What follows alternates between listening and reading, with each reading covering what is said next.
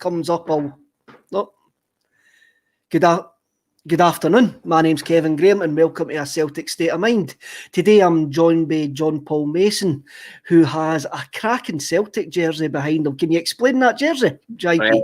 Yeah, I've deliberately put it up because I probably foolishly read some comments in the first podcast, and there was a lot of fans of the other team in Glasgow, or one of the other teams in Glasgow, commenting, slagging my name. Yes, I know I have a very contradictory name. My friends in the Twilight Sad call me Tim Proddy, so John Paul. And I didn't pick my surname. I didn't pick my forename either, but I was named after the Pope, Pope John Paul, Karol Wojtyła. But Mason, my dad was from Bradford. They had an English surname, so that's it. It's not. There's no lodge connotations or anything like that. But when I played at Celtic Park in a Football Aid game, rather than have Mason on the back of a Celtic top, I thought I'd put my grandfather's name, which is my mum's maiden name, which is Stybulski, because he was Polish. So when I played in that game in 2011, I wore that top. So that's the actual top that I wore. So. Brilliant. So you like John, like Paul John, have actually played at Celtic Park. You've had the experience of stepping on that hallowed turf. And I believe me, even in the warm up, it was a buzz. But then to actually get on for the second half and play, and then not only play but score, and then not only score but score a second. And then not a second, but score a third. So, and I stupidly didn't take the match ball, which was absolutely. I was just so caught up in the moment. I completely forgot that I should have taken the match ball. So I should have a match ball in here right now as well to present to you, but I didn't, and I regret that. And I played against Danny McGrain, and Joe Miller was in my team. So what a day! I've got the whole game. Brilliant. Yeah. So there you go. That's that top explained. Oh, that's magic. I must admit, I've never played on Celtic Park, but I was privileged enough to take part in the Hillsborough after the 30th anniversary of Hillsborough and the Justice campaign. I was asked to take the banner around Celtic Park before one of the games. Uh-huh. So that's the only time I've ever been on the pitch. But I remember when I was walking round, you got to one of the corner flags and you looked up at that big north stand, and you're like, wow, how small do you actually feel that park when you were walking round? And I can't imagine playing on it. It's one of those things. I always wanted to do it as a young laddie, but carrying that Hillsborough banner around is probably the closest I'm ever going to get to it now, because I'm too old now to actually even think about playing any charity games or stuff like that. So we've still got a 35-year-old in midfield, so it's not over yet. Well, we might get By the way, that's not a dig at Scott Brown. Well, I've actually got 10 years on Scott Brown, so and I haven't looked after myself like Zlatan and Cristiano Ronaldo. So I've had too many years of a rock and roll lifestyle to actually to be able to keep myself fit for that. What did you think? This is Hogmanay. This is going to be a strange Hogmanay for a lot of people. Yeah. I was thinking today, one of the strange traditions that we used to have in Bannockburn, and the scheme that I stayed in Bannockburn, was a guy used to come out at midnight with his shotgun. And when the bells went, he would fire the shotgun. It would fire the shotgun in the air. And there was loads of kids in the scheme at that point. And when you turned 13, you got a shot of the shotgun at midnight. Oh, really? I never took a shot because basically I was built like a scalp at that point, and the shotgun would actually blew me into the following year, never mind. And I was just remembering that this morning for some strange reason. I'm going, the bells would go, and this guy outside with his shotgun giving it to the kids to have a go at the shotgun to fire it in there. You're from Bathgate, Any strange traditions through that way?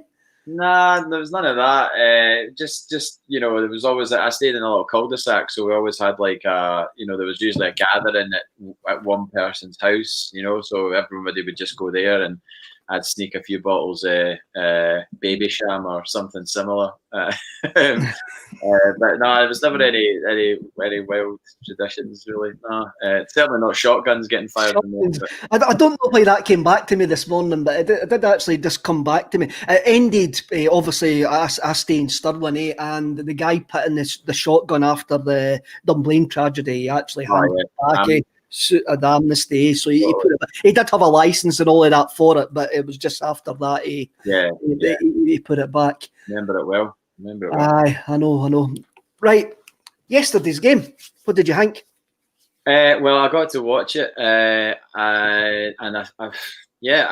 this has already been said by another fellow podcaster, friends of mine. They used the John Collins clip, the passing, the moving, the tempo, and it was all about that in the first half. It was an absolute joy. I was sitting watching it, going, "Is this actually happening? Are we playing this well?" And I know, you could say we're playing Dundee United, but given the horrendous time we've had of it of late, you'll take a performance like that against anybody, and got to remember we did it against Lille as well, to be fair. So, but I mean, the movement in the midfield was just brilliant. It looked like a really cohesive unit, and everybody knew their roles. And I think everybody seems to be bringing the best out of each other, which is something I've not seen in the midfield for a long time. Rather than just having like one person standing out, it's the sum of all parts. It's like everybody, and I mean, I know everybody's going to be going on about Turnbull, and I've got a friend who's like a really, really massive Motherwell fan. Like, he even goes to like their reserve games and things like that. In fact, he's the head of Rock Action Records, Mogwai's label. His name's Craig, and he's been going on about Turnbull for a long, long time, and told me at the time when we originally were going to sign him that we were getting a hell of a player. And I took his word for it, and now we're seeing it in a Celtic jersey, and he really is looking pretty special, I have to say. He's been a breath of fresh air to the side, and we're now seeing why the club were quite desperate to get him for that year. Yeah, and it does make you wonder. You hear him actually talking about what Neil Lennon says to him when he wasn't playing. That Neil Lennon says to him, "You'll get your chance." Yeah. And now hindsight's utterly wonderful, and we'll say, "Oh, he should have been brought in earlier and during that 2-12 game run that we went on." But I think we should just enjoy him just now. I mean, that's 4 goals. He's making that midfield tick. He seems to have taken, I said to Paul yesterday, that he seems to have taken a bit of pressure off Ryan Christie as well. Because there's 2 creative players in the middle of that park, and his energy, I haven't seen an energy like that since Petrov in a Celtic jersey. He's an utterly box to box player. Something, and he adds something different to that midfield. The job that he does, Tom Rogic can't do that job. And I was thinking that when the subs were brought on yesterday, I'm going, you're not bringing on like for like here. The 4-4-2 that we play with the 4 in the middle of the park, with Turnbull, Christie, McGregor and Soro, you can't replace 2 of their parts with Brown and Rogic and expect it to work, because it won't work, because it needs that certain type of energy in the pitch. I thought we were great yesterday. I thought we were great against a half decent side yesterday, and Ross County, even though they got a fantastic result against Hibs at Easter Road yesterday, Ross County are not at the same level as Dundee United, and Hamilton are not at the same level as Dundee United, and Hearts are not even at the same level as Dundee United. And it was good to actually see us winning the ball back yesterday high up the pitch, and that comes from the hunger in the middle of the park. What did you think of the partnership of Eddie and Griff? Well, I mean, it was exciting to see in person happen towards the turn of this year. Like back in it feels like forever ago. Like sort of January, February, and then the early part of March. Like watching them play together, like in the flesh, like seeing their link-up play, seeing what the cameras don't pick up. Just the movement off the ball and things like that. it's really, really great to see, and they've almost got like not a telepathic relationship, but Griffiths knows from training how good Edouard is, and probably knows all the buttons that he needs to press to get the best out of Edouard. So, and vice versa, like Griffiths might be a bit of a maniac, but he's a brilliant footballer, and he can score goals in all different varieties of goals as well. So I think the two of them, whilst they are an unlikely partnership in terms of, they're not a, you could say Larson and Sutton were maybe an unlikely partnership because they were, a Swede and an Englishman, and you've got a wee guy for, I don't know where, is Griffiths from Leith originally? Yes, somebody in the comments will probably keep us right with that, but I think he's a Leith guy. I think he's a Leith boy. Aye. You've got a Leither and then a guy that grew up in the suburbs of Paris. Do you know what I mean? So not much difference. There's a pretty mad difference, and I'm sure that they don't probably socialise outside of work, so to speak. But they definitely will know each other really well from training, and they're both good footballers, and they're both settled in Celtic and the sort of Celtic style. So it is exciting to see them playing up front again, and they're coming together at a really good time when we need them to come together. Given that on the eve of the last game against a team from Ibrox, it was Klimala up front. No disrespect to Klimala, but you're kind of going into that game with someone that's not proven at that level, whereas Eddie's done it. He's done it at Ibrox. He's absolutely destroyed them at Ibrox. Griffiths has destroyed them at Ibrox. Klimala's not done it. So to not have those potent weapons to use against them was really tough. And everybody was kind of like, in the tunnel we were beat in that game. A lot of people, if you were to ask them, would have sort of said, we're not going to win this game. But this game, at least we're going in with a fighting chance rather than being sort of down on our luck. I think where we are, we can't ask for where we've been to where we are now is probably the best confidence-wise we can be going in. We're not overly confident. I would love to be 6 more weeks down the line, and we've been unbeaten for 6 weeks. We've been scoring goals for those 6 weeks. We've been winning games for the 6 weeks to go into it. But where we've been this autumn going into the start of the winter, I don't think we can be going in with any more confidence than what we've got for just because we've had such a low starting point. I think we've had such a low starting point, and where we are, it might not be good enough. It might not, but we have. But what we're all sitting here hoping is Neil has confidence in what he's found, what he's discovered in this 4-4-2, and doesn't revert back to a formation and the players that have failed against Rangers the last 3 times that we've played them. Yeah, the last 3 times we went 4-2-3-1, and it's completely failed. The last game this season, we didn't lay a glove on them, not at all, and that was a confusing team selection that day. You mentioned Kamala up front, we had Welsh at the back as well. There just seemed to be too many doubts, and for me, coming into Saturday, Neil has to have the confidence in the players that are out there now. I mean, today's topic is obviously about Scott Brown and whether he'll come back in. I can't see Scott Brown coming back in. I personally wouldn't want him to come back in because I reckon we're at the point now, we don't need to out-passion Rangers, we need to out-football them. And we haven't out-footballed them for the last 3 times. There's no crowd there. There's no emotion to actually feed off. We need to go out there and out-football them now, and that is down to the players. And we need to actually have a look at the players that are in form and play the way that we've played in the last, especially the last game there. Have a look at the players in form. And for me, that means no change. That means it's for they're taking the 4-4-2 to Rangers and go, you've never came up against this before. You've came up against the 4-2-3-1 plenty of times, and you've showed us that you know how to handle this. How are you going to handle this? How are you going to handle 4-4-2? How are you going to handle the energy of Griffiths, Eddie, Turnbull, Christie and McGregor? How are you going to handle that? I think we've got to go there and try that. If it fails, it fails. and we can stick our hands up and go, by the way, we think you've got the measure of us, but we can't just go and revert to type. If it fails, though, then you're going to have a baying mob for the manager, really, because I don't understand the psychology of this moment, because we're going into this game off the back of a decent, start of a run, really. With strong results together, we've kept clean sheets. So everybody and their dog will want that team that played, by and large, that team that played yesterday, to go and play at Ibrox. But if that team goes to Ibrox and doesn't play the way that they have been playing, is that suddenly Lennon's fault? Do you know what I mean? I don't get how.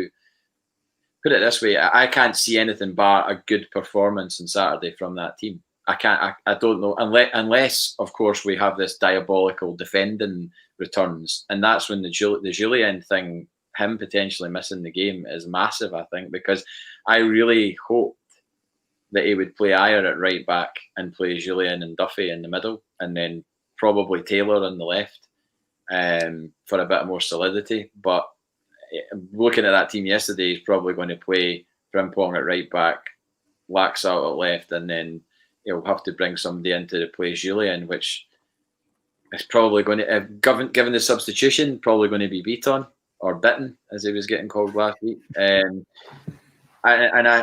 don't know. I'm not entirely comfortable with Beaton playing centre half. I know that he's been a steady pair of hands in certain games, but you looked at what he did yesterday in the box, a needless shove. You do that against Morelos, he's going to run with that, and he'll be down, flailing arms and everything else. And I just think Beaton needs to be, if he is going to play, he needs to be a lot more streetwise than that, because they're going to be pulling out all the stops to do everything they can to get a win, especially if we start well against them. If they get breaks against us, then they're going to use what they can to get an advantage. You have a look at the Hearts Cup final.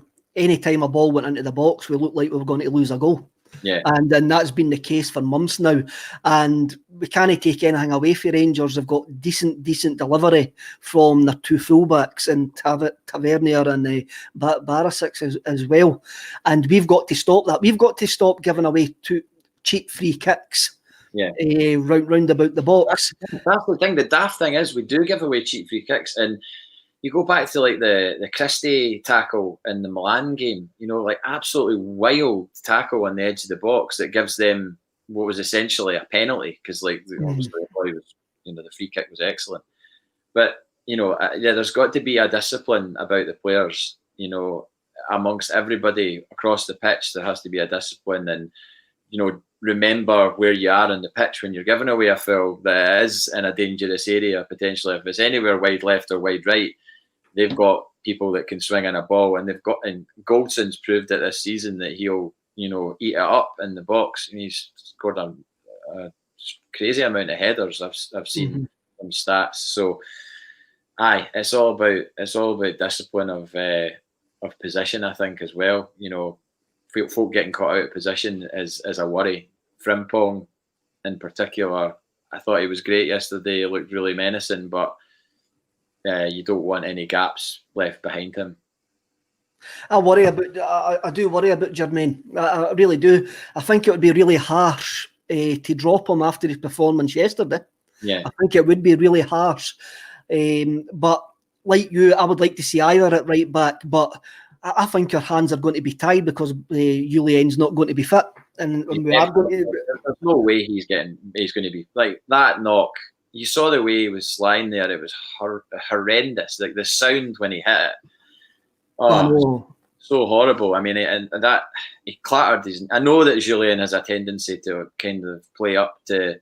When he gets tackled or whatever and he goes down, he taps the ground like a WWF wrestler or whatever, and it's a bit kind of over the top. But I don't think he can be accused in this instance of overdoing it with the sort of pain protestations, because it looked bad. It really did look bad. I would worry about Frimpong the same as I worry about Frimpong when he's on Tinder picking girlfriends for America, with his defensive abilities. then you'll have to say to Soro, and you would have to actually say to Ryan Christie on that side, you've got to watch here. You've got to be more disciplined in what you're going defensively, and you need to watch when you're going forward as well. I think Soro's got a lot more legs and could cover that. But again, that's the way Rangers played. Rangers played really narrow, and they get the width for their fullback. So I watched a bit of the St Mirren game when they lost in the Cup, and St Mirren got in their faces. And I really think that we need to play on the front foot. I think we're better playing on the front foot than trying to sit in. I think when you saw yesterday, we've got to try and win the ball high up the pitch. When we went to Ibrox and won 2-0 last season, what we done, we pinned them down at the corner in the first 10 seconds. Knocked that ball out the park, and I'm sitting there watching it with my dad going, what the? And we pinned them right there down in the corner. And he says, we're playing on the front foot here. I think we need to do that, and that's what I'm meaning about out footballing them. There's going to be no baying 50,000 mob there anymore. We've just got to take our game to them. And we can argue till the cows come home what our game actually is, because I sometimes think we're a team without an identity. But when you saw it, we've got to say that our game was yesterday, that winning the ball back high up the pitch, keeping the pressure on, and that's what we've got to do. That's what we've got to do on Saturday for me. If we go there and try to adjust our game for them, then I think we're just playing into their hands. And I think we maybe done that at the first game of the season. I think our team selection at the first game of the season against them showed a hell of a lot of doubt, and I think they actually thrived on that. The fact that the team was leaked as well, I mean, I still don't understand how that is happening. And that's the thing, or it was a thing. It's not anymore, but it made me feel sick seeing people saying on Twitter, so anybody got the team yet? Just sort of sarcastically saying, anybody got the team yet? And it's just like, nobody should know the team apart from Neil Lennon and the players that are playing. And if anybody else does know it, they certainly shouldn't be telling it to the press or leaking it on WhatsApp or anything like that. I mean, that's just a despicable thing to be happening. So the fact that the Rangers players knew the team on the way to the ground, or if it was the night before, I think Goldson said somebody texted him with the team, and he was like, that can't be the team. That can't be the team. And it turned out to be the team, and it's just like, well, no, that's you're giving them an inch there straight away, and well, hopefully there's none of that. But it's like, speaking about Brown and the whole Brown era legacy and everything else, and managing the sort of end of that, because obviously it is the end of that. I mean, I might actually add, there's a player in their team who's the exact same age as Scott Brown, who nobody's talking about that being the end of his time or anything like that. But it's because he went away and left them when their ship was sinking, and then came back. Steve Davis, obviously. Steve Davis is 35. No one's talking about, will Davis start or won't he, or is Davis past it or isn't he? It's just all about Scott Brown. But that's because Scott Brown's been here throughout this whole time. And it's also because I think Scott Brown is a different type of player to previous players that we've had to manage out of the team, like Neil Lennon, Paul Lambert, Tom Boyd. These guys were not the all-action sort of competitive midfielders, really. I mean, Lambert more or less stayed in the same area of the pitch, whereas Brown, we're used to rampaging around and flying into tackles and noising folk up, and him missing from the team seems to be a bigger deal than maybe those players in the past have been. So I think that's why a lot of people have maybe a lot of people are wanting Brown to not play, and I get that. But then a lot of people do want Brown to play as well. So you've got a bit of a conundrum. But the more I think about it, and the more of what you've said there about we need to out football them, the more I see Soro's name on the team sheet on Saturday. I think that. I take your point about Davis, but I don't think Davis is their mindset, whereas Scott Brown has been our mindset for 10 years. Yeah, Scott Brown has been the fulcrum of the team. And Davis as well. One of the comments, it's disappeared now, but one of the commenters was quite right, and he actually says Rangers can rotate their team better because they play the same way week in, week out. And you could replace Scott. You could replace Steve Davis with Glenn Kamara and you'll get the same sort of formation, the same sort of performance because of the way that they play. Mm-hmm. Scott Brown is more than just a player to that Celtic team, and I think that's why it's a bigger deal.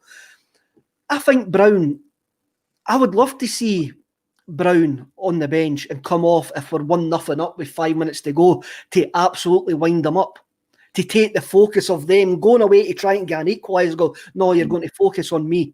You're going to focus on me for 5 minutes here because I'm going to kick one of these as soon as I come on. I'm going to cause a stushy here. No, remember he done it in a League Cup final against Aberdeen when Aberdeen were getting back into the game. Brendan Rodgers brought him on with 9 minutes to go, and the first thing he did was he halved Lewis Ferguson. And what was the guy's name that is now at Derby with Aberdeen? One of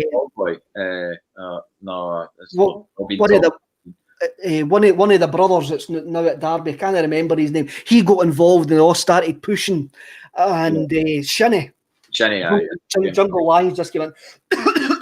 He got involved, and Aberdeen, all the pressure that Aberdeen had in the 10 minutes before that disappeared. Because they then started focusing on Scott Brown. They then started taking the game to Scott Brown rather than trying to equalise.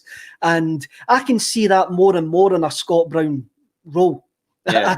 I can see that more and more coming in to when Brown's going to get used. I mean, you look at the Hearts game. You had Naismith there who was going to wind us up. Mm-hmm. You had Halliday there who was now going to wind us up. The last couple of Celtic Rangers games, Brown's job has been to try to wind up Morelos. Yeah. And just leave that. As I say, I want to football them. I think it's what we've tried and what's worked previously hasn't worked the last 3 times. And we need to go into this differently. And our coaching staff have got to be thinking about that as well, rather than just going, look, we'll go the same again. Look, if it goes tits up, then we can go, we tried that. And I'm not going to slaughter the coaching staff for trying that. Yeah, I think, Scott Brown watching that game, as he obviously did for the majority of it before he got subbed on. Scott Brown sitting watching that game, I wouldn't have thought he could have too many complaints about not starting on Saturday, watching that midfield tick and the way that they complemented each other.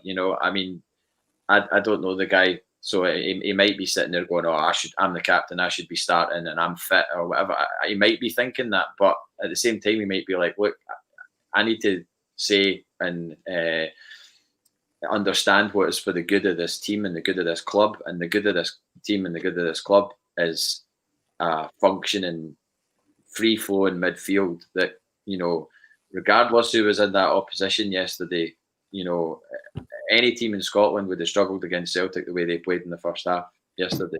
I think. And I include Rangers in that because I just think that they were just so at it, that everybody was at it, and there was nobody hiding in that game yesterday. Everybody wanted the ball, and it was really, really good to see. What is your team for Saturday then? It's got to be pretty much that team yesterday. I would play Taylor instead of Laxalt. I don't dislike Laxalt. I think Taylor hasn't really done a lot wrong, and I've started to see a few appreciation posts creep up for Taylor from people going, posting a picture of him and then going, this guy doesn't get enough credit, and posting his stats and all that kind of thing. And I just think, I don't know. I just think that I've got a feeling that Greg Taylor would be a better option at left back than Laxalt for this game anyway.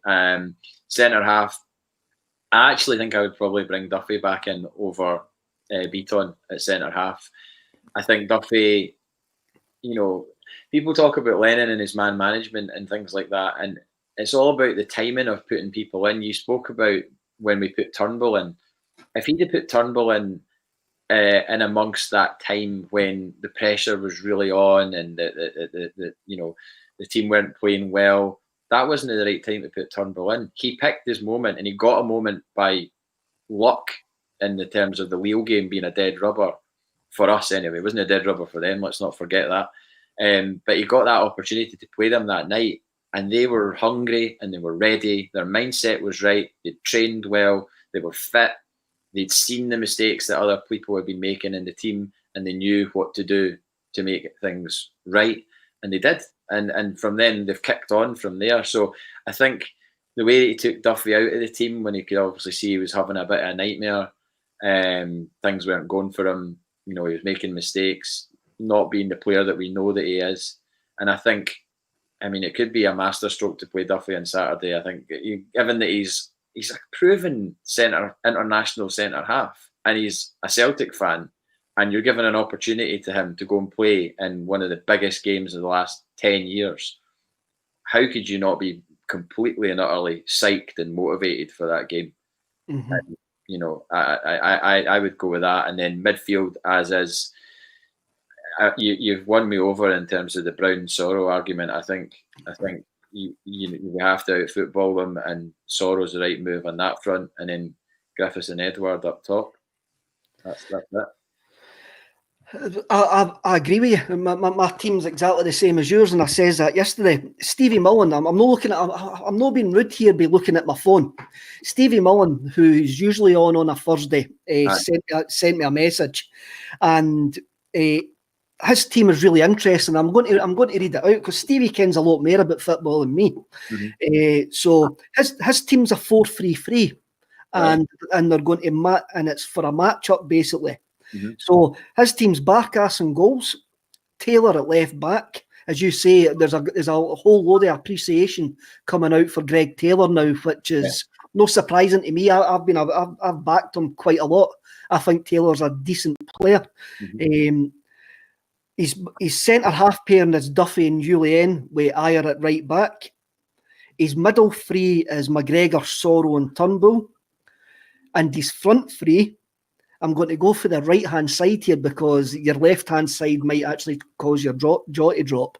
The right-hand side is Christie, mm-hmm. Edouard, and who do you think he's got on the left-hand side? Mikey Johnston. Diego Laxalt. Oof. Wild. Right? So when I saw this, I went, that's a really interesting thought. And he's actually gave me his thought process as well. So I'll read out his thought process. It's a 4-3-3, and everybody matches up with an opponent. Ayer versus Kent, Taylor versus Hadji, Duffy Julien versus Morelos or Roof, McGregor versus Aribo, Turnbull versus Davis, Soro versus Kamara, Christie versus Barisic, Eddie versus Golson, and Laxalt against Tavernier. Right? And he says, happy for their other central defender to get the ball. The way they play out is for Goldson to look for Tavernier, and if he's not on, to play into the midfield. And the midfielder lays it to the right back or back to Goldson. If we cut off that avenue, it's a punt up the park. So that's the reason that he's playing Laxalt out there to give basically stop that out ball to Tavernier.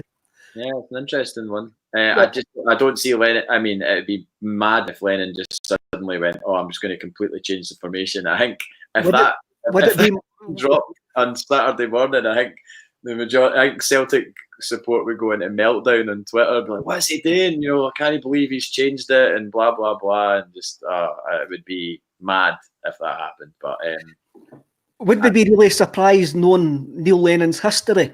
Well, yeah, he does like a wild card, but I think in this scenario, he's built this team over the last, 3-4 weeks. He's built this team up with Ibrox in mind. You'd like to think that a football manager thinks like a snooker game and is thinking, 3, 4, 5, 6 shots ahead. So I would like to think that Neil Lennon thinks like that. I hope he does, and then I hope that everything that has gone before is leading towards what will happen on Saturday. You would think so. There's quite a few comments coming in saying overthinking things, and I've already said that I reckon we overthought the game at Celtic Park at the start of the season. Mm-hmm. And sometimes you've got to just let it breathe, let what naturally has happened over the last couple of weeks and just take that forward. Yeah.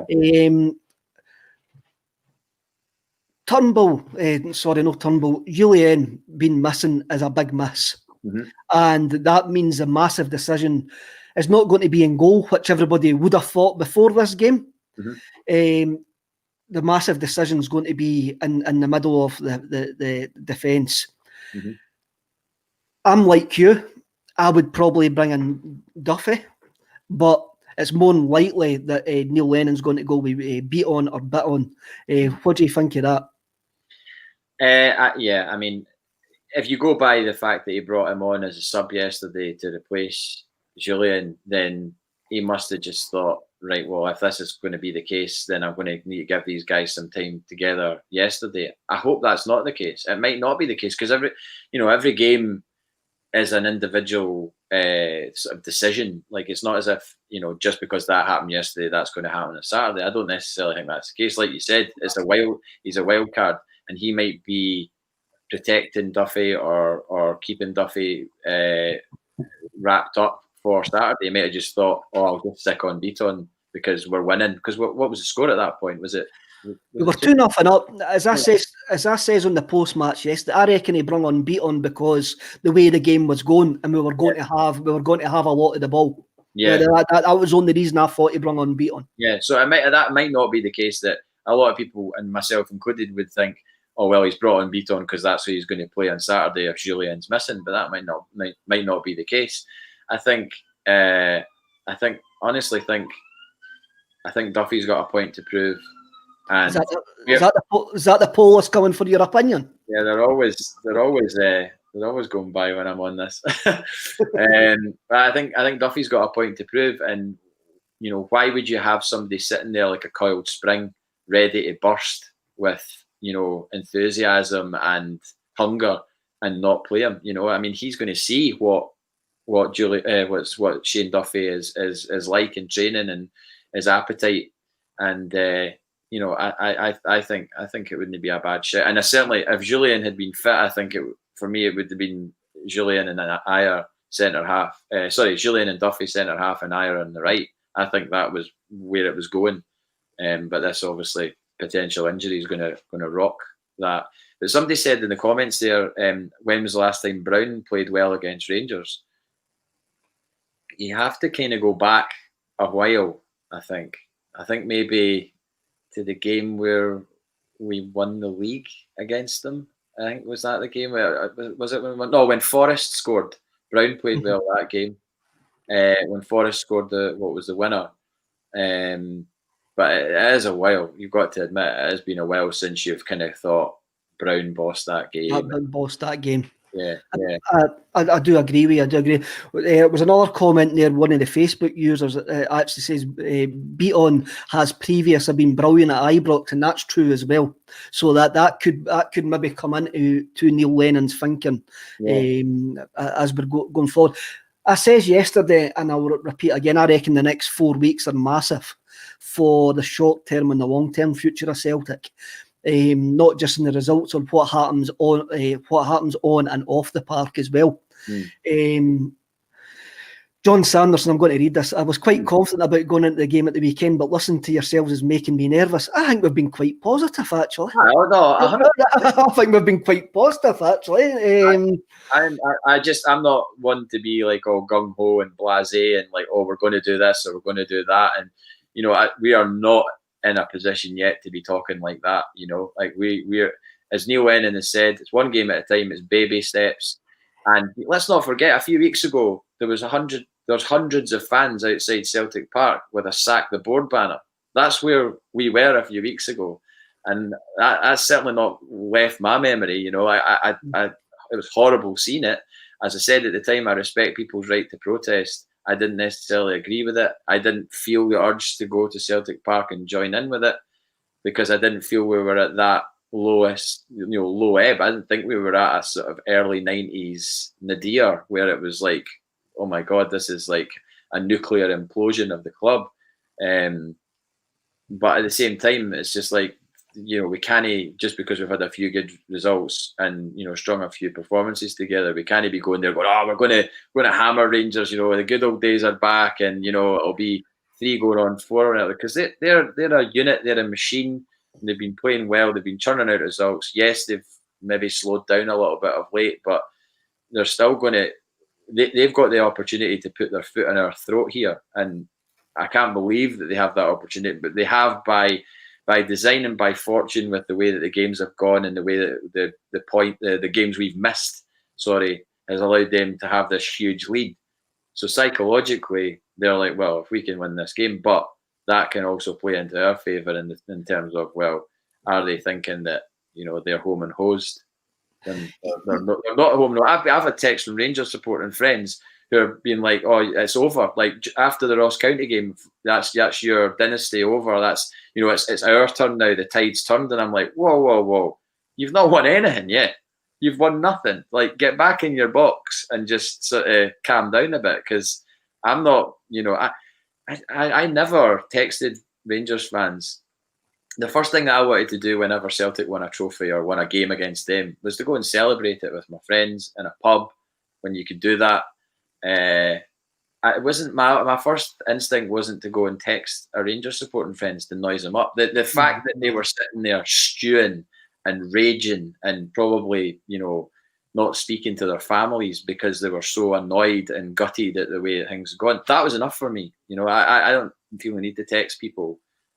So all these people that have come out of their boxes and from underneath stones in the last few weeks, you know, you can't retract texts and you can't, you can delete tweets, but, you know, there's screenshots, and I've got a ton of screenshots here. So I think it says more about their enjoyment of football. Yeah, what they actually get from football rather than what I get from football, which is enjoyment sometimes.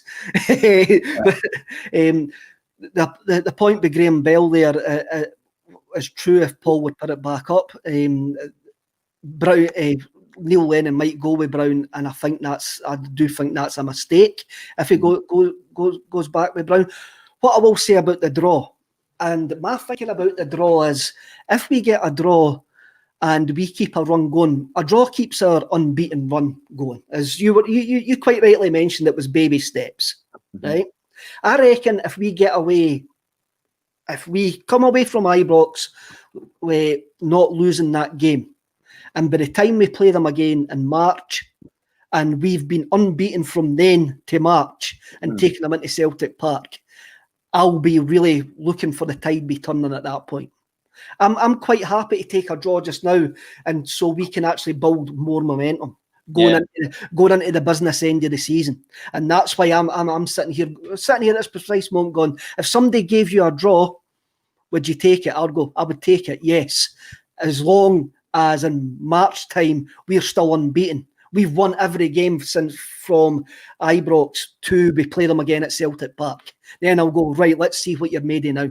I think that's the way I'm thinking. That's the way I'm thinking. No, I think as long as we don't get schooled tactically, I think what's happened in the last number of games, including the League Cup final, as has been well documented, they probably should have won that game. I mean, they didn't ultimately. They still act like they did, but ultimately they didn't. So, and you know, they can say what they want about an offside goal and all that. It was a goal that stood, and that's it. You know, if you want to talk about offside goals, let's go back to George Cadet in 1995 or 6 or whatever it was. I mean, that was horrendous. But anyway, I think at the end of the game on Saturday, as long as we are sitting here, or whoever's sitting here talking to you or talking to Paul, as long as we're talking about a really good performance where we were tactically aware, if we get done by a penalty or we get done by something, you know, completely obscure, then fine. But we can't be coming away from that game on Saturday going, we didn't give it everything. We didn't turn up. We didn't fight for the jersey. You know, that's it. That's exactly what everybody wants. And if there's still people out with pitchforks for Lennon and the board after a game where we've given everything and just not and come up short, then I don't understand what's going on really. But I would understand if they haven't turned up, then they haven't given a performance, then yeah, okay, fair enough. I don't think those protests have went away. I still think they're there, and I do think a defeat, as you say, a defeat where we get schooled once again, then the pressure's back on Neil Lennon, and those voices will be to the fore again. Screaming. I mean, I'm not going to change my opinion. My opinion's out there. Thousands of people have seen my opinion, and I'm not going to change my opinion. But I'm having a look at this game. You see it. You saw it yesterday. People going, "Oh, come on, St Mirren." Saturday's only one of 3 occasions we can actually influence what happens to Rangers. Yeah. It's only the one of 3 occasions. So we've got to look at it that way. I would be happy with a draw as long. I would be happy. Look, I would be over the moon with a victory. Absolutely over the moon with a victory. But I've noticed some of the comments there. I'm not buying. Somebody says draw, the league's lost. Somebody says win, league's won. No, even if we win, the league's not won. No. Even if we win. On Saturday, does Saturday decide it? If we lose, is it decided? If we lose, I reckon if we lose, then we have a horrendous January, then it is decided. And I'm talking about off the park, if we have a horrendous January off the park.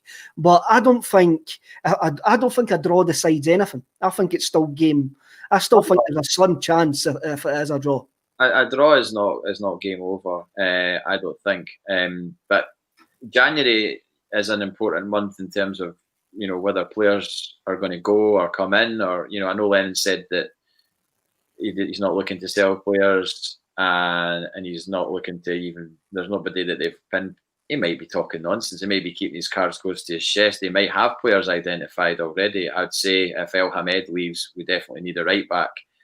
I'd say if Forrest is only going to come back into training in the next few weeks, he's probably not going to be playing until maybe the end of January or something like that. So I would say bringing in a right-sided midfielder, like a proper winger type. I still think that Patrick Roberts would be a good signing. I know there's a lot of people who have thrown the towel on him, but I think he could come back and do something. But whether or not that happens, I don't know. And then you've got to talk about whether or not we keep players, because Lennon said there was players that had come to him and said that they didn't want to be at the club anymore. He actually said that. That was a really, really weak moment, and I don't know why he put that out there, especially after that game. It was kind of like such a weird thing to say, because I knew it. I knew that there was players that didn't want to be there, and they wanted their moves. Like Tierney's got his move, like Dembele's got his move. They see the bright lights, big city, and the big paycheck, and fair play to them. If that's what motivates footballers these days. That Scott Brown cares about Celtic. That's why he's still there and he's not gone to England. Do you know what I mean? Scott Brown wanted to be an icon at Celtic, and he is, and he always will be. He could have gone to Newcastle, he could have gone to Spurs or whoever else has been linked with him, but he didn't. He stayed. But these other guys are like, nah, we want to move, and that's fine. Whether or not they go next month, who knows? I don't know. Who knows? And that's what I'm getting at. The next 4 weeks is massive for Celtic to see where we are next season. Never mind this season. Yeah. You mentioned that the players that you're coming in, you would want a wide player, a right back. Yeah. It's quite obvious that Fraser Foster's not coming back. I think Neil Lennon's made that quite clear. Paddy Roberts, I feel like singing "Let It Go."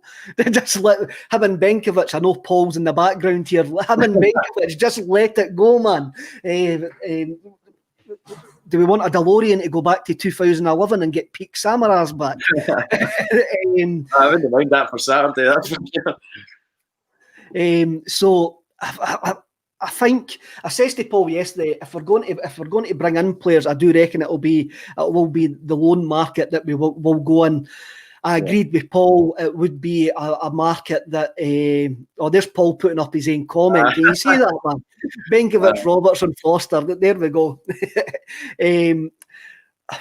I think I could see it being like the loan market when we brought in Tolian, we brought in Weah and Ollie Burke. The great idea it was Ollie Burke, who still seems to get moves and an absolute enigma of a player. I think people look at Ollie Burke and go, there must be a footballer in there somewhere, and guys like Wilder at Sheffield United must think, I'm the guy to bring out that player. I'm the guy to bring out that player. Yeah. A right back, I do think if El Hamed goes back to Israel, then we do need a right back. And I was talking about loans there, and I'm going to fire a name out here, and I know I'm going to get slagged for it. This guy's really impressed me this season in Scotland, and his loan deal is ending with St Johnstone on the 31st of December, and there's a guy called Danny McNamara who plays right back, and not who they've Embrace. not the singer for Embrace. No, I don't know if he can play right back. I've seen Embrace. I love Embrace. I really do. I can you love them as well. Yeah. But he's been really decent at right back for St Johnstone this season.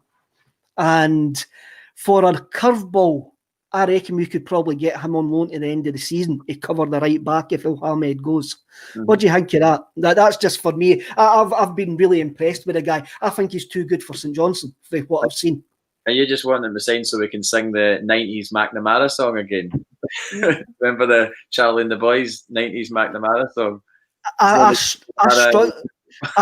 I struggle to say McNamara, so I didn't want any of them in the team. But I like.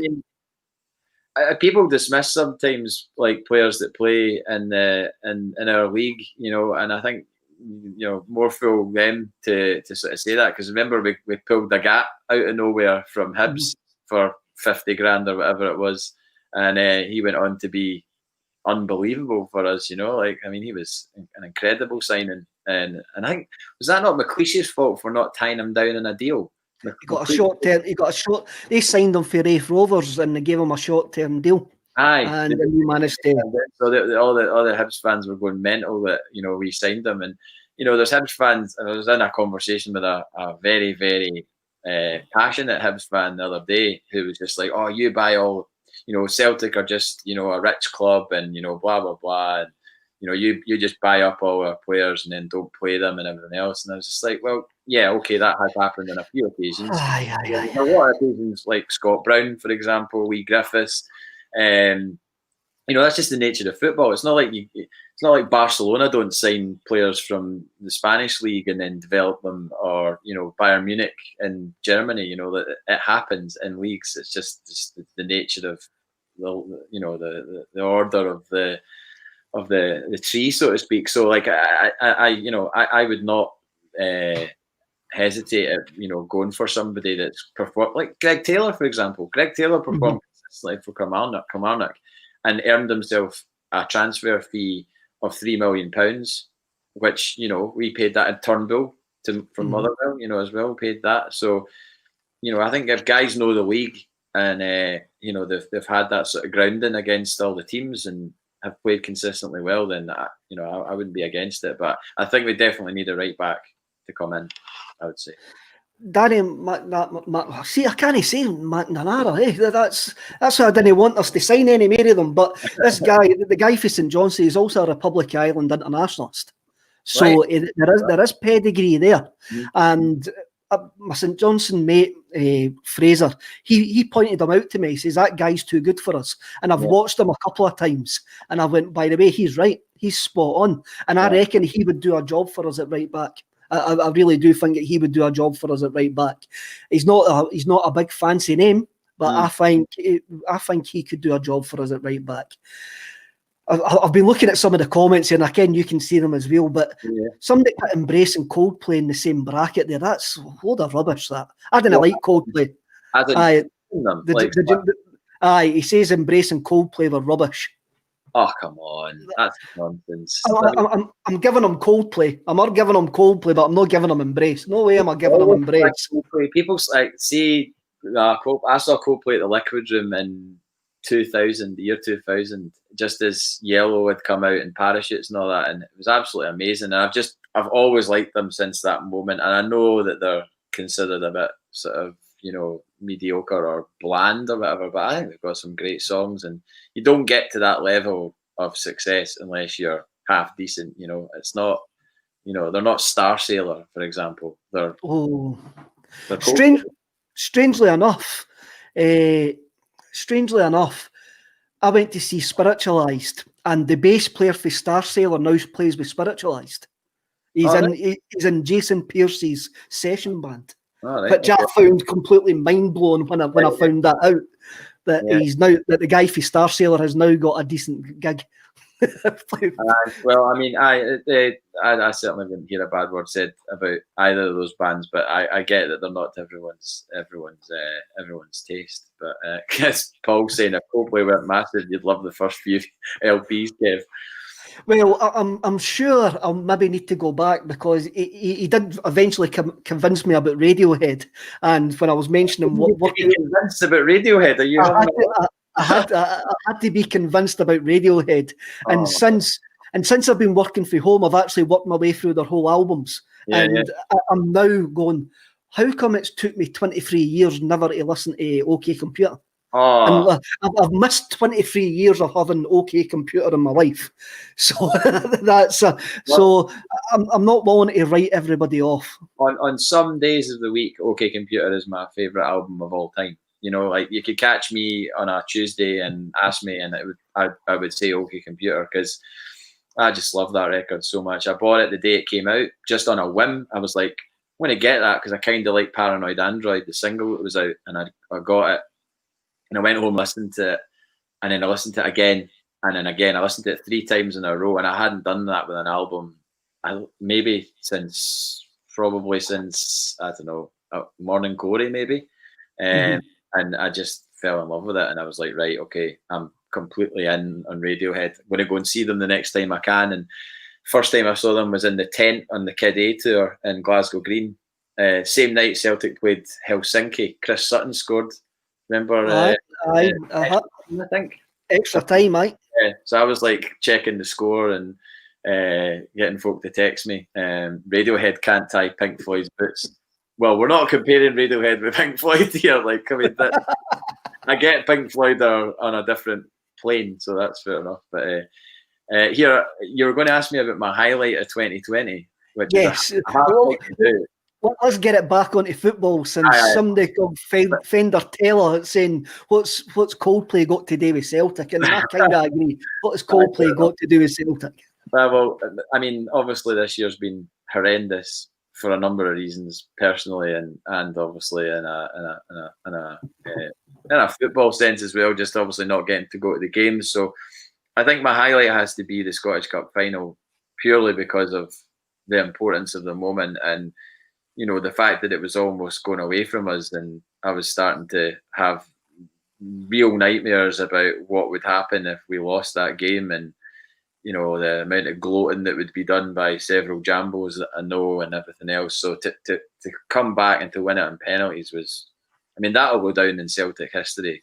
For the fact that it'll be the first Scottish Cup final that was played without any fans, you know, and the fact that it was like Conor Hazard that was in goals and a penalty shootout, you know, Christopher Ayer thumping home the winner. I mean, it was absolutely amazing. But the highlight for me, other than that, would be the first half against St Johnstone at McDiarmid Park in February, when we absolutely blew them away. That first half was like complete and utter perfect football. And yeah, you could say it's St Johnstone away or whatever, but it was just...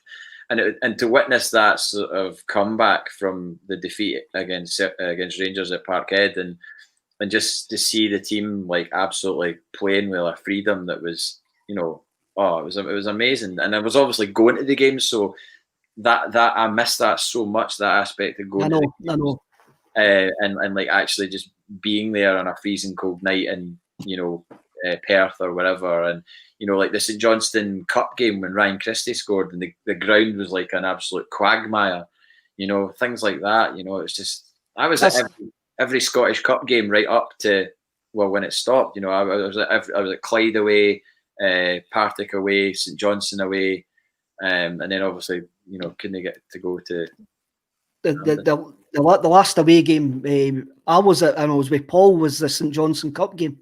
That was the last away game. That was the last away game I was at. I do miss it. I do miss going to the games, but there's a worldwide pandemic, and it's something that we just need to. It's something that we look. See, at this point next year, and this takes us on to the next point. The podcast that I was going to bring up. We've been Hug My Name. People look forward and look back and eat shortbread and dance to Jackie Bird on BBC Telly and Joe Hollins and all of that. This point next year, I want to be back at the football and back at gigs. Me and you are massive music heads. I want to go and see the Twilight Sad at the Barrowlands doing the quadraphonic thing. If that's ever going to happen, I want that to happen.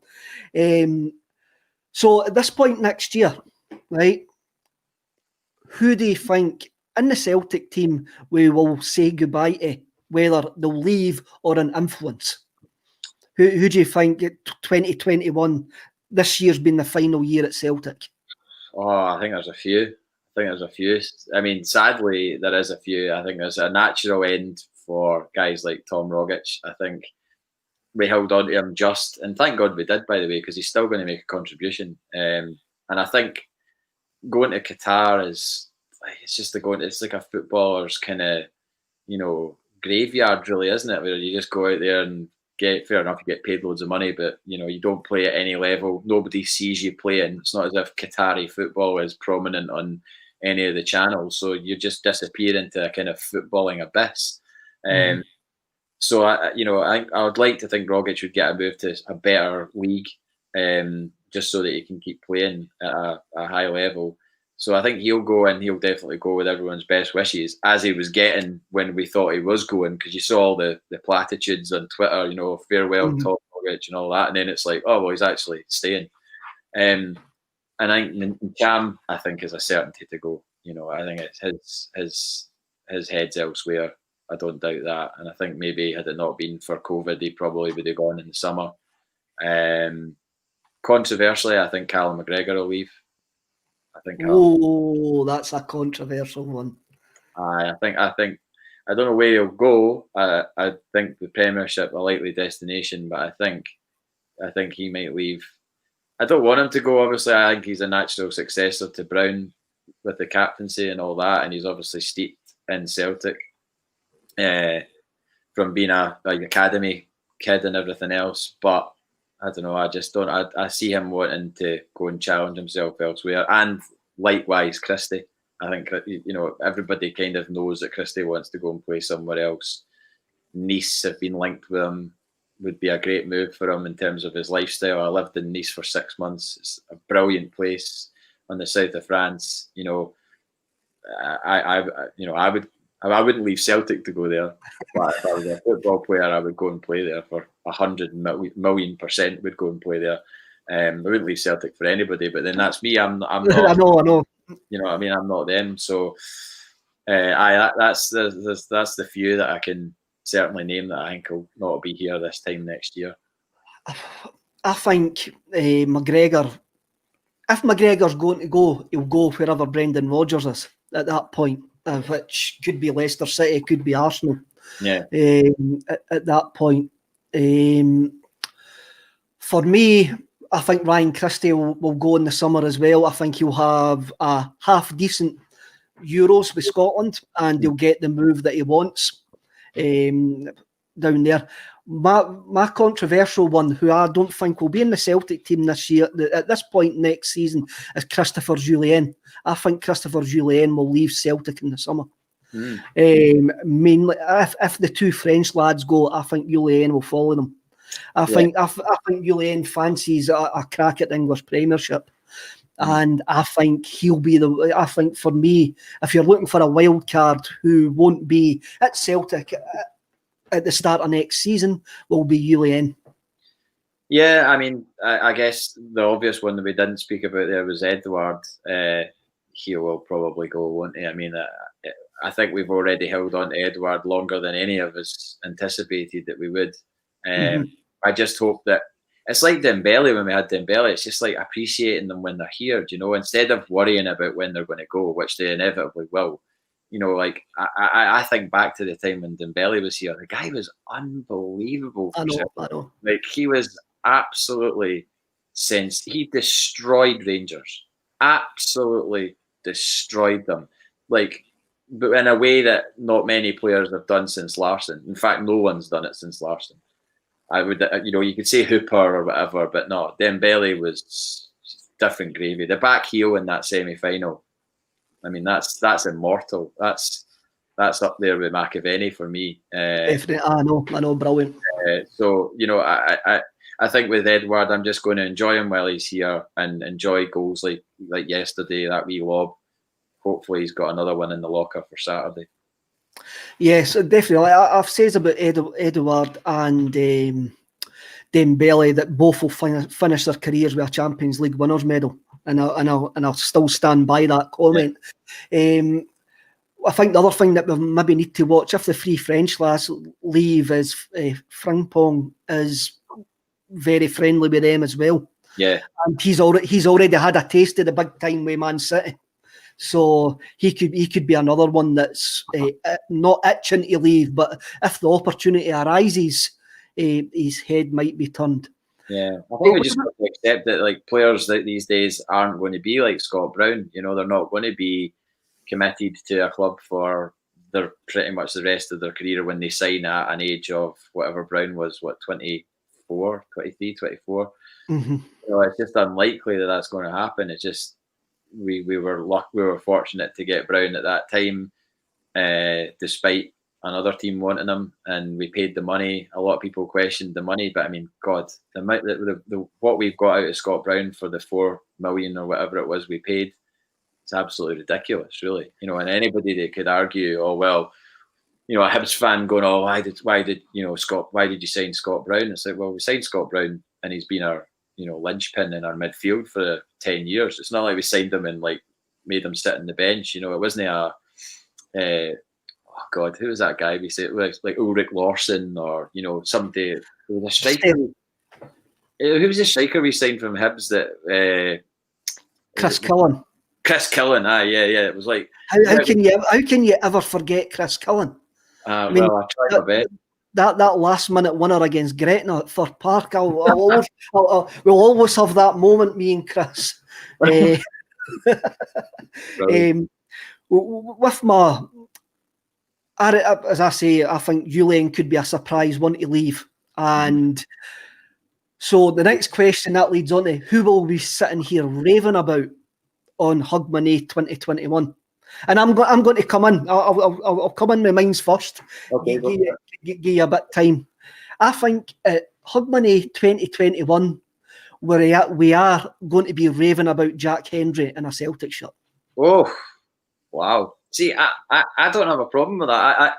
I thought Jack Hendry was treated really, really badly. And see, if you look at the run of his games, it was all games we lost, and it was just a bad run. And I think in those 3 games, the Celtic support made up their mind about Jack Hendry, and he wasn't responsible solely for the losses. It was a team thing. Kev, you on the glue now. But I really think that Jack Hendry got a rough ride of it. You know, I'm not saying he's going to come back and become a Celtic captain or anything mental like that. Do you know? I remember one time, guy next to me, and I sat in my old seat up in the Jock Stein stand. So I had a season ticket from 98 to 2008 in the Jock Stein stand, and there's a guy sat next to me, and Raphael Scheidt came up for a header and put it. I don't even know if he headed it or it was a corner. And then as he was running back to the halfway line, the guy next to me went, "See the way he's running back to the halfway line there, son? Reminds me a lot of big Billy McNeil." I was like, the way he's running back to the halfway line reminds you of Billy McNeil. I'm like, that doesn't say much for Billy McNeil if that's, you know, or it doesn't say much for Raphael Scheidt if that's your only comparison is the way that he runs back to the halfway line. I just went, nah. So, well, the guy who scouted Jack Hendry says he was like Beckenbauer. Sorry, he did say that, and I reckon him getting taken out of Scotland, going to Belgium, going to a decent league in Belgium, and just getting himself a time to breathe out with the whole bubble of the Scottish game will do him good in a summer which looks like we are going to rebuild. And I'll also say as well that I reckon it'll be Hendry and Greg Taylor. We'll be looking at Greg Taylor completely differently at Hogmanay 2021. I was going to say you got Jackenbauer. Are we going to bring Shved back from Belgium as well and really make it a party then? I just have. I think I don't think I can't see a future for him at Celtic. He sounds like his attitude seems to be utterly stinking. The Shved bus has been terminated. Yes. But I do have a bit of hope for Jack Hendry. I really do. I do think there's a player there, and I do hope that this year, taking him out of the firing line completely, sending him to Belgium. He's been really, really good in Belgium. Will do us good in the long term. Yeah, I've got a feeling Mikey Johnston's going to be a first team starter by then. I think Mikey Johnston will be, just from what I've obviously only seen what everyone else has seen of him, and he's never really had a consistent run of games, but I think he might take one of the midfield places that's up for grabs. When there's departures in the summer, inevitable departures in the summer, I think Mikey Johnston has what it takes to be like a proper first team player at Celtic, whereby his name's on the team sheet, like a McGregor or like a Christie or whatever. I just providing he steers clear of injuries, because obviously he's had his problems with that. But I really like him. I think he's a really lively, very kind of unpredictable player, and we've not had anybody like that for quite a while. I don't think somebody that can just, open a tin of beans with his left foot. There you go. There's one of your analogies. So Sean F is commenting, Luke O'Connell will come through next year, guaranteed. There's another one as well. If there could be room open up in the squad if Cham and Christie leave, then there could be room for him. Mm-hmm. Before we go, we need to get your prediction for Saturday. So what are you going for? Right, well, I don't normally do predictions. I really don't, and it's not something I normally feel comfortable with. But if my heart is ruling my head, I'm going to go 2-1 Celtic. You're going 2-1 Celtic? Yeah, 2-1 Celtic. And then that's not on a kind of, we're amazing, they're rubbish or anything like that. They're clearly a good team, but they haven't come up against anything like what we've got. And when they have come up against anything recently, including St Mirren, St Mirren beat them and beat them well. Mm-hmm. And they struggled against, was it Dundee United away? They struggled. They got a 2-1 at Dundee United. They were 1-0 down to Motherwell for 75 minutes or 73 minutes or something like that. So they were looking a bit shaky there. I just don't think they've come up against anything like us. So, if you're putting form versus form, and I know form always goes out the window with these games, or supposedly does. That's what I'm basing my opinion on. I've got a feeling about it, because if we were where we were 3 or 4 weeks ago, mm-hmm. It would be a horrible, horrible situation to be going from, say, the Ross County game or the St Johnstone game straight into a game at Ibrox. But what we've built in the last few weeks surely doesn't just disappear on Saturday at 12:30. Hopefully it doesn't. As I say, we are in a better place where we were 3 or 4 weeks ago. It's maybe not the place where we wanted to be, but it's better than what we are. I'm going to go with my heart here. I'm not going to go with my heart. I'm just going to let my heart overrule my head, and I'm going to go 3-2 Celtic. I'm going to go 3-2 Celtic, and then hopefully, 3-2 Celtic with Lee Griffiths scoring 2 of them, just for the banter, like. So I mean, going by recent stats, I mean, how is David Turnbull not getting a goal in that game? Whether it's a winning goal, whether it's an equalising goal, opening goal, whatever. I mean, you've got to look at his form going into that game. I wouldn't be looking forward to facing David Turnbull as a Rangers player, put it that way, because the guys definitely got it. As I said at the start, the guys definitely got it. Hopefully their backline's no looking forward to meeting Griffiths and Eddie. So just want to thank JP for coming on.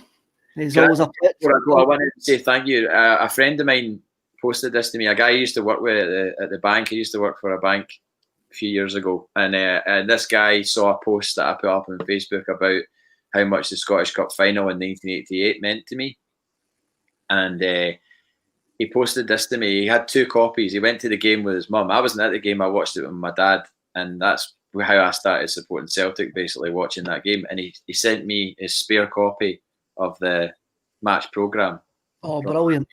So I can't believe I actually have this in my hand. Like I never, thought I would have a copy of this. So that's amazing. So thank you to Andy Duncan for doing that. That means a lot to me.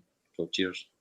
Well done, Andy. That's what being a Celtic fan's all about.